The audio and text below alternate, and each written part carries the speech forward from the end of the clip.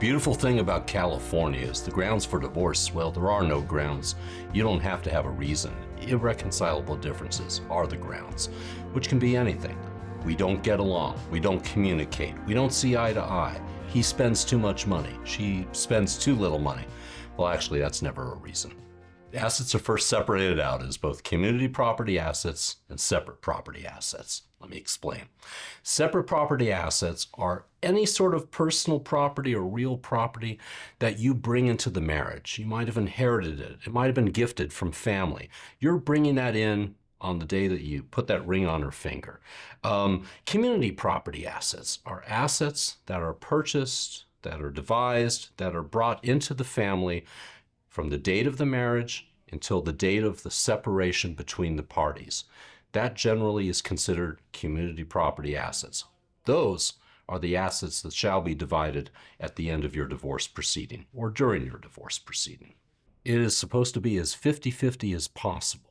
But remember, you're talking about more than in a divorce than just assets, community property assets, such as a house, such as retirement accounts, such as things in the house to be divided. The sofa, the TV, the waterbed. I just named 3 things that you can't literally split in half. But the point is, they're going to make a big list into valuations and decide who gets what. Those valuations they can be based on appraisal. They can be based on sentimentality of how important one item is to the other spouse during the division of assets. These assets are going to be divided as close to 50-50 as possible. If need be, appraisals will be done if it's a piece of real property. If it's a case of 100 different personal property assets, such as a baseball card collection, a wine cellar, the wine in the cellar. Those will still have to be appraised, probably by experts, because usually the 2 parties have a much different number in mind as to the value of each asset. Alimony in California is referred to as spousal support, but for simplicity, I will call it alimony for right now. Spousal support or alimony actually might not affect your divorce that much at all. Let's say you're in a short 2-year marriage. If it's under 10 years in the state of California, alimony or spousal support will last 1/2 the length of the marriage. So 9-year marriage, 4.5 years of spousal support may be paid to the other party. And I say may because it could be that the 2 parties have a very similar income base, gross income, and the court looking at the comparable gross incomes and the expenses for each party might decide there's no need to order any spousal support.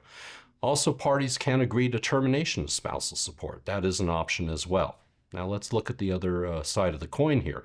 There may be a great disparity in income. One parent or one spouse might be earning $10,000 a month, and the other one was the stay-at-home spouse. In that case, half the length of the marriage, the party that was making the income will be paying alimony, spousal support to the non-working party. There may be an order called a Gavron warning. That warning will direct the non-working parent to go get a job, go get employed, go to school, become self-supporting. Don't rely on this divorce to keep you having a monthly income.